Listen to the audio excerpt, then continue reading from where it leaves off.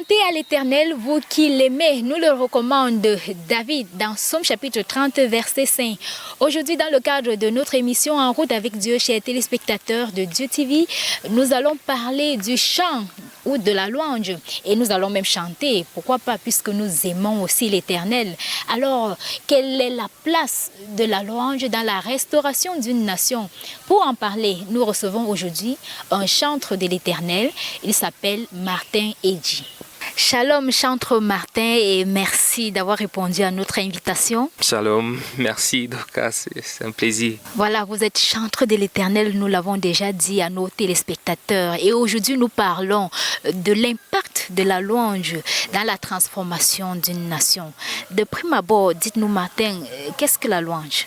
La louange, c'est l'action de rendre un culte, rendre hommage à une personne. Et parce que nous sommes dans le domaine de la louange, nous disons que nous rendons culte, nous rendons hommage à Dieu. Parce que dans 2 Chroniques 29, nous devons nous tenir devant Dieu. C'est de ça qu'il s'agit, comme on dit chez nous. Alors, est-ce qu'il y a une différence entre la chanson et la louange? Parce que tout à l'heure, je l'ai dit à l'introduction, en fait, j'ai cité David qui dit chanter à l'Éternel. Bon, chanter, louer, y a-t-il une différence entre les deux? Alors, je pense qu'il y a une grande différence parce que la chanson, elle est limitée. La chanson peut être ce qu'on exprime par notre voix, peut-être accompagné d'un instrument. Alors que la louange, il s'agit carrément de tout un service où nous pouvons avoir déjà nous-mêmes en tant que personne, mais aussi tout ce qui nous accompagne. On parle des dimensions de la louange. Nous entendons par là les dimensions de la louange Zama, la louange Yada, la louange Teila. Donc je pense qu'il faudrait faire la différence. Vous pouvez nous expliquer un tout petit peu la louange? Alors, la louange Teila, par exemple, si je le prends Teila, c'est de célébrer l'Éternel. Ça veut dire qu'il y a une façon avec laquelle on va faire une louange Yada différente d'une louange. Alors que la chanson, elle se limite juste au texte souvent et à l'écriture et à la diction qui est donnée. Vous avez aussi parlé de la louange Yada. Alors, ce sont des thèmes qu'on préfère garder. Il y a beaucoup d'expressions de louange, mais je parle de louange, d'expression parce qu'il y a différentes manières de louer l'Éternel. Et c'est pour ça que nous organisons des tels événements. Sûrement, on en parlera. On en parlera certainement, Martin. Alors, parlons toujours de la louange. En quoi est-ce qu'elle peut justement contribuer à la restauration d'une nation, à la guérison d'une nation? Parce que nous sommes conscients du fait que nos nations aujourd'hui souffrent, elles sont malades, elles souffrent de plusieurs maux. Alors, en quoi est-ce que la louange peut être une solution à ces maux? Ok. Si je m'en tiens au texte toujours de 2 Chroniques, l'Éternel demande de s'offrir, de venir se tenir et de ne pas être négligent et de se tenir comme des parfums parce que l'Éternel agrée des parfums. Et si nous regardons dans la Bible, nous avons vu que le peuple qui se tenait toujours devant lorsque l'armée de l'Éternel était en marche pour la bataille, c'était les adorateurs. Et l'adoration est la clé, l'adoration est ce qui ferait le chemin. Nous l'avons vu avec les murs de Jéricho dans la Bible, dans la parole de Dieu. Donc la louange, c'est vraiment l'élément déclencheur. Alors, vous avez tantôt parlé de l'adoration tout à l'heure.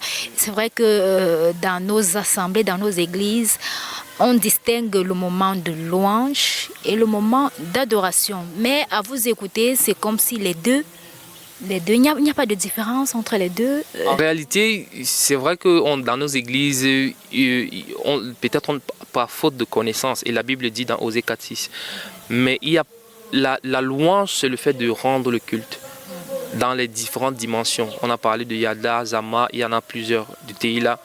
Et l'adoration, c'est le parfum que nous voulons. C'est pour ça que, lisons bien le texte de 2 Chroniques 29:11. Le Seigneur parle d'offrir des parfums. Et l'adoration, c'est ce que le Seigneur recherche. Le parfum là, c'est ce que l'Éternel recherche. Dommage que souvent dans nos églises, on pense souvent que la louange, c'est quand ça va vite, c'est quand il y a le bruit, et que l'adoration, c'est quand c'est posé, alors que ça n'a rien à voir. Ça n'a rien à voir. Oui.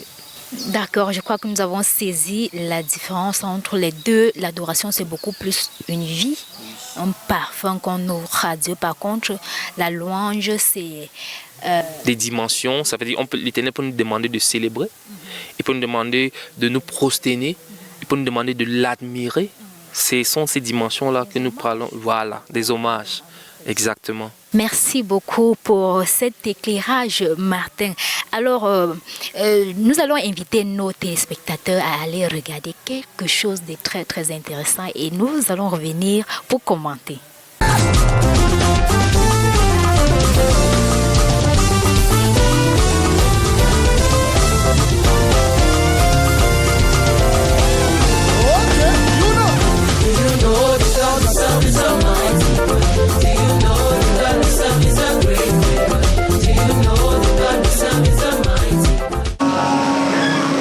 Bénissons le Seigneur. C'est 7 jours de retraite. 7 jours dans la présence de l'Éternel. Où nous avons pu expérimenter son attachement, son amour pour nous.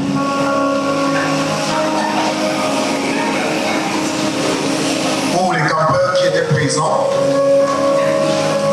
ont pu être édifiés au travers des enseignements des messages que nous avons vus sur le thème consacré et excellent pour le service.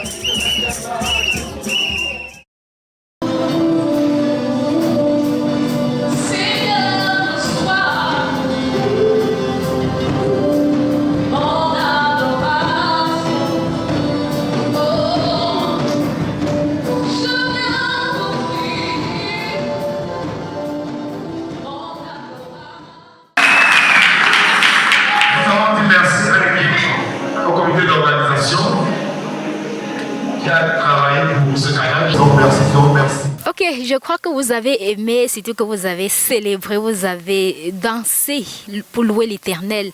C'était là des moments intenses de louange. Et c'était à l'occasion du camp national de louange, Martin, que vous organisez ici à Yaoundé en cette année 2022. Alors, c'est quoi un camp national de louange? C'est vrai qu'on a vu beaucoup de personnes, beaucoup de louanges, de louangeurs. Alors, pour dire simple, le camp national de louange, c'est comme son nom l'indique, c'est déjà un camp. C'est-à-dire, c'est un rassemblement qui regroupe les adorateurs. Vraiment les adorateurs. Nous ne voulons pas résumer cela aux chantres ou alors tous ceux qui pratiquent, mais d'abord aux adorateurs. Le camp national de louange, c'est une idée, c'est une vision portée par ce que le Seigneur a mis à cœur à des personnes. Depuis 2007, nous avons commencé en 2008 exactement avec le camp de louange pour l'édition, la première édition. En fait, il est question pendant un temps d'amener les gens dans des moments d'enseignement, dans des moments de partage, d'intimité avec le Seigneur et de formation à leur donner toute cette ressource-là afin de mieux s'équiper pour être vraiment des adorateurs dans leur pôle d'intervention, dans leurs églises, dans leur communauté. Très, très important. Alors, et quelles sont les activités inscrites à ce genre de programme? Un camp de louange, qu'est-ce qu'on fait? On passe tout le temps à chanter, tel que nous avons vu dans cet extrait? Ah non, non, non.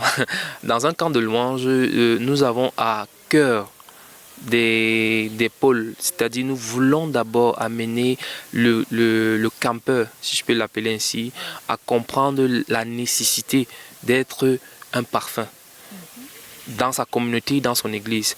Nous voulons former spirituellement. C'est pour ça que nous avons des activités telles que des messages, nous avons des enseignements, oui, nous avons des moments de partage. Mais aussi nous avons des moments de louange. Parce qu'il faut bien que nous-mêmes, nous soyons d'abord des personnes qui profitent de ces temps avec Dieu, de tout ce que le Seigneur met à disposition pour que nous puissions l'adorer. Et aussi nous avons maintenant des ateliers et pour meubler, parce que nous sommes aussi là pour apprendre et nous former. Un camp de louange pour équiper le chantre de manière à ce qu'il puisse rendre un service de qualité à Dieu. Et alors je vous invite à aller regarder, nous allons tous ensemble aller regarder comment ça se passe dans les ateliers de formation pratique. Il y a des ateliers en technique vocale, en gestion du souffle, en composition musicale et bien d'autres choses. Allons-y plutôt regarder et nous revenons pour la suite de l'émission. On va travailler la constance, la précision. L'objectif est de retenir que nous sommes des influenceurs. Nous sommes des influenceurs et nous avons le devoir d'influencer parce que nous avons le contenu qui sauve ce siècle. Nous avons le contenu pour produire des messages de qualité. On reprend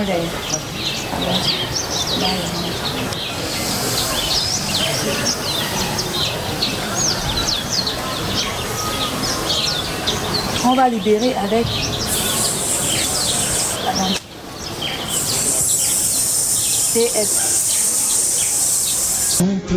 Je m'appelle Elsa Méfiré. Je suis formatrice de l'atelier conducteur de louange, conduite de louange. Et dans cet atelier, nous parlons des conducteurs. Déjà, il est important pour un conducteur de connaître ce que c'est que la louange, l'adoration,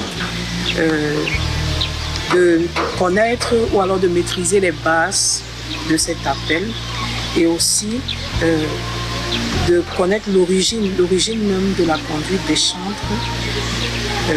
Et aussi, il est question pour nous dans cet atelier de montrer aux apprenants comment préparer proprement dit un temps de louange. La première chose que j'ai apprise d'abord, c'est que ça fait mal aux doigts. Oui. Mais avec un peu de persévérance, quand même, on s'en sort. J'ai aussi été étonnée de me voir en train de représenter les notes dans mon cahier. Là, ce sont les devoirs. C'est le devoir qu'on nous a donné. Donc ça, au moins, je peux déjà lire, me rassurer et je peux plaquer quelques années. Okay. 2-3 jours. Moi, je m'appelle Greg Danet Sotigé. Je fais l'atelier piano au Canal 2022 avec mon encadreur Gaëtan. Et j'ai décidé de choisir l'atelier piano parce que déjà auparavant j'avais déjà fait des cours de piano. Un peu de solfège, je connaissais les bases, les fondamentaux. Le chant doit être exécuté de façon enrichie et que les embellis vocales que nous mettons doivent être intentionnelles.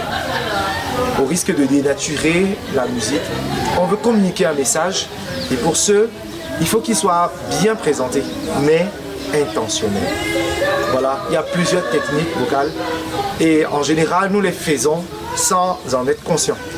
Donc en fait, l'objectif de cet atelier, parce que ce ne sont pas des novices ici, donc l'objectif c'est de les recentrer sur l'intentionnalité de ces différentes techniques que nous appliquons. Alors Martin, c'est super vraiment ce que vous faites. Ah, merci. On voit des hommes, des femmes, des jeunes même, hein, oui, qui s'outillent vraiment, qui se forment pour offrir un service meilleur, de qualité, un service excellent, parce que notre Dieu est excellent, un service excellent en tant que chantre à Dieu. Alors, nous avons parlé de l'impact de la louange dans la restauration d'une nation. Est-ce que vous pouvez nous parler des critères d'une louange agréable à Dieu? Quelle est cette louange que Dieu agrée? Je crois que la parole de Dieu nous le dit dans Jean 4, 23. que le Seigneur, la louange que l'Éternel agrée, c'est la louange en esprit, en vérité. Car le Père recherche des adorateurs qu'il adore en esprit, en vérité. Il y a cette notion de ne pas être sur l'intellectuel, sur le raisonnement pour adorer Dieu. Et aussi être vrai. C'est-à-dire être le culte vrai. Parce qu'en réalité, il y a des personnes qui adorent Dieu, mais elles ne sont pas vraies. Il y a des personnes qui peuvent dire Dieu est bon, mais ne sont pas vraies. Donc les questions d'être vrai. Et c'est pour ça qu'il est important d'être enfant de Dieu, pour lui offrir la louange qu'il agrée. Wow. Il est très important d'être enfant de Dieu. Peut-être tu as l'habitude de louer, mais aujourd'hui tu as compris ce qu'il faut pour donner une louange agréable à Dieu. Elle doit être une louange faite en esprit et en vérité. Nous parvenons au terme de notre entretien et vous avez vu cette guitare, elle n'est pas là juste pour le décor. Nous allons l'exploiter aussi pour louer le Seigneur, puisque nous aimons aussi Dieu, n'est-ce pas, Martin? Oui. Alors, tu vas nous entonner un chant qui va nous permettre de sortir de l'émission en beauté. Je vais tenir votre micro. D'accord. Ok, on va chanter un chant simple. Seigneur mon Dieu, que ton nom est magnifique sur toute la terre, que ton nom est magnifique. C'est simple, non? Ah, je crois que je connais les chants. Ok. Seigneur mon Dieu, que ton nom est magnifique sur toute la terre, que ton nom est magnifique. Oui, Seigneur, mon Dieu, que ton nom est magnifique sur toute la terre. Alléluia. Que ton nom est magnifique. Oui, Seigneur, roi de l'univers, que ton nom est magnifique sur toute la terre. Que ton nom est magnifique. Excellent est ton nom, glorieux est ton nom sur toute la terre. Que ton nom est magnifique, Seigneur. Mon Dieu, que ton nom est magnifique sur toute la terre. Que ton nom est magnifique. Il est bon de te louer, Jésus. Il est bon de passer du moment avec toi.